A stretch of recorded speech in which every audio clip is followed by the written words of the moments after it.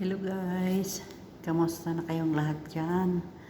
Dahil may ngayong araw na to, mayroong family gatherings, kaya gagawa ako ng specialty ko, yung salad. Ito na siya. Yummy.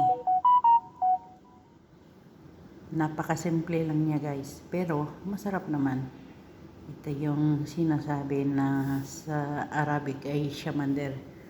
Ayan, pula. Ayan, shamander. Sa English ba yung red beets. At saka sweet corn. Merong white onion. At saka itong local parsley.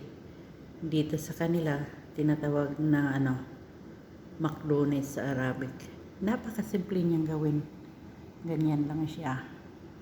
Kung mayroon kayong fresh na na shamander, yung red beets, pwede siya. I-slice mo lang, balatan, i-slice mo ng ganyan, square, ilaga mo siya. Matamis to guys, sa hindi nakakalam ng red beets. Yan siya. Ganun lang siya kasimple. Tapos, saka nalalagyan mamaya ng dressings kung kakain na, para hindi siya magtutubi. Tapos yung yung mais niya, yung sweet corn, nakakana lang yan. Madalian kasi dito. Kaya ganyan siya. Simple, ito yung salad ko for today. Kasi may family gathering. So pupunta kami ng family house sa side ng kong babae mamaya. Kaya gumawa ko nito. Ito ang may available ako na pang salad. Kaya yan. Ito lang ginawa ko. Madali lang, di ba? Masarap sa mga mahilig sa salad or vegetarian. Dito kasi hindi pwedeng walang salad tuwing may gatherings or special occasion. Kaya ito na. Simple lang, pero masarap naman. Yan, tapos yung ilalagay ko na dressings ay Italian dressings. Kahit anong brand. Ito na siya guys, yung Italian dressings. Ganyan. Kahit ano namang brand, pwede basta as long na siya, Italian dressings. So kung wala din kayong mabibili na ready na, pwede ito siyang gagawin. Marunong din naman akong gumawa ng Italian dressings, pero kailangan bago mo gagawin yung salad, mga 2 days, gawin mo na yung dressings niya para mag-absorb talaga siya. Ganyan, marunong akong gumawa nito.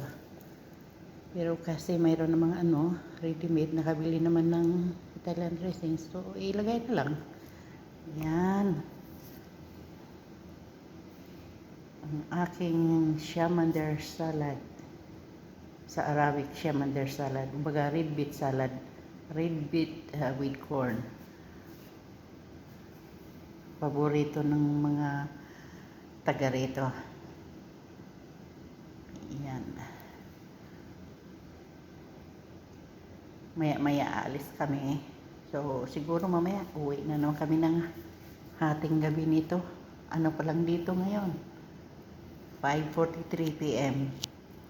So, kakain sila ng hapunan, mga 9 siguro. So, mga 12 or 11 p.m. kami uuwi. Which is 4 a.m. naman dyan sa atin sa Pilipinas. Kasi advance dyan sa atin sa Pilipinas ng 5 hours dito. Ganyan ang buhay dito. May trabaho. Ganyan. So, ito siya. Tuwing family gatherings, iba-iba yung salad na gagawin ko. Kung ano lang available dyan makikita ko, yun ang gagawin ko. Ito ngayon ang nakikita kong pang salad. Kaya ito na. Pinakita ko lang sa inyo. Napakasimple guys, pero masarap. Yan red beets. Ito kasi nakakana yan siya. Ready na siya. So, drain na lang, pati yung sweet corn. Tapos lagyan ng dressings. Ganun yung kasimple. Ang dinagdag ko dyan, ito lang local parsley or McDonald's at saka yung white onion. So hanggang dito lang guys. Salamat! Ito yung aking red wheat salad. Thank you!